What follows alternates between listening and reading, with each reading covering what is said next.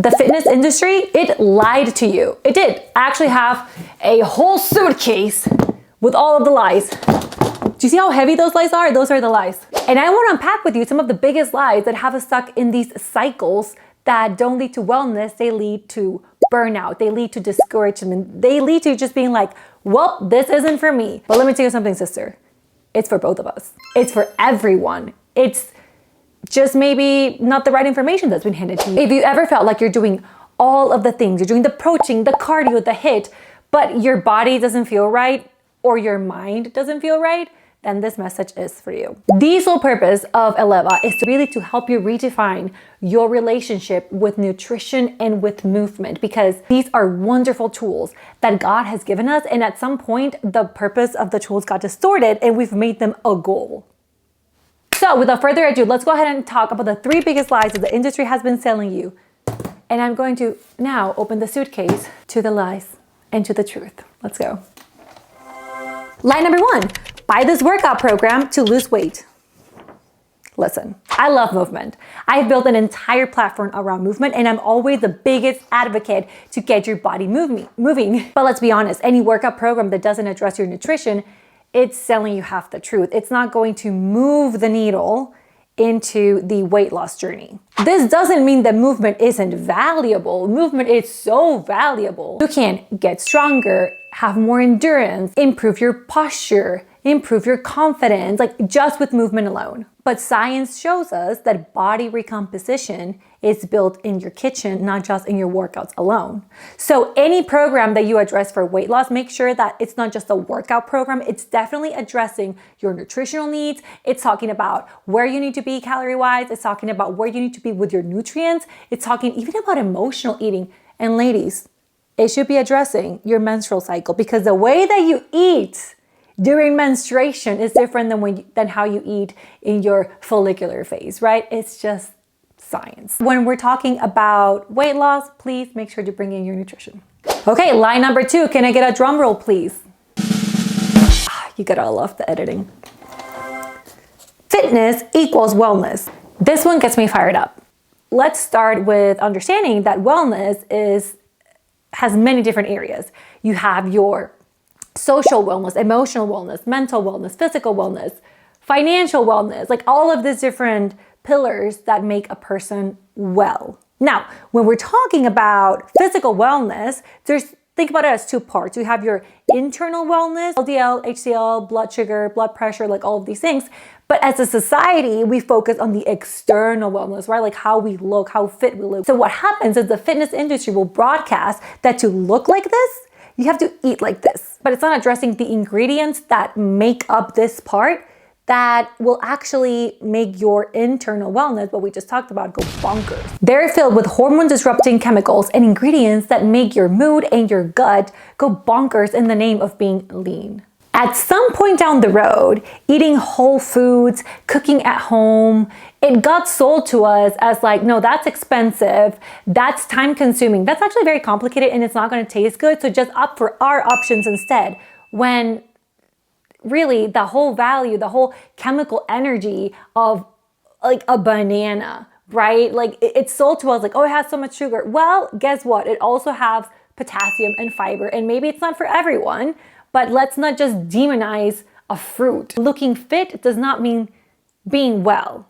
And sometimes in the pursuit of fitness, it takes us away from the true meaning of wellness. So just be careful with what you put in your body. It is chemical energy. It will be processed and it will be read by your body, and then act accordingly. You've got this, boo. Our last lie for today.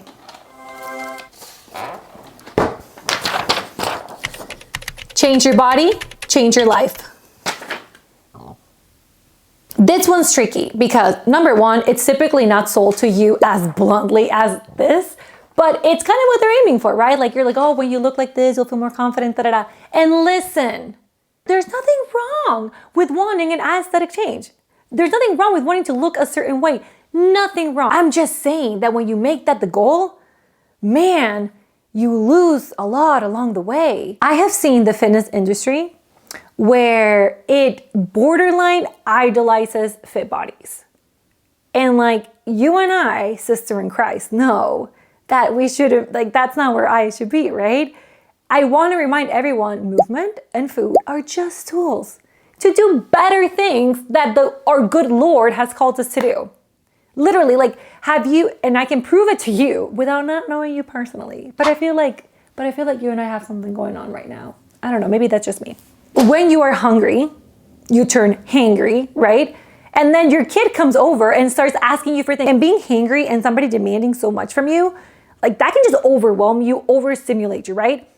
But when we are aware of our nutritional needs, we are aware of taking care of our physical body, then the demands of the day and our service to others, dang, that's where the good stuff is, right? Like, it's going to be so much elevated. It's going to be of true service and integrity and for the Lord, and just being conscious and appreciative of the present moments and where we're going. And yeah, things are coming up in the future, but we handle it so much differently than if we are not taking care of ourselves. And you knew that, but I just want to call it out so bluntly, because I feel like if I don't say it loud enough, the fitness industry is just going to be screaming this at you again and again and again. Before and after pictures that people take in a fitness journey can be of a disservice to you if you're not careful with them, because so much progress happens that cannot be captured in the mirror or in a before and after picture. Progress in your wellness journey is also how you handle conflict with your partner.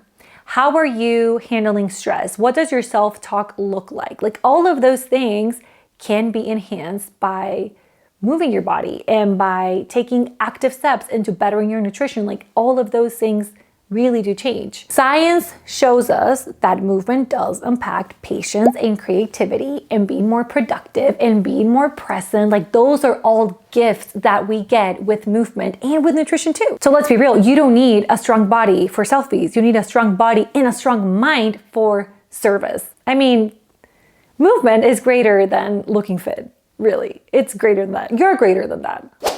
So friends, let's recap, shall we?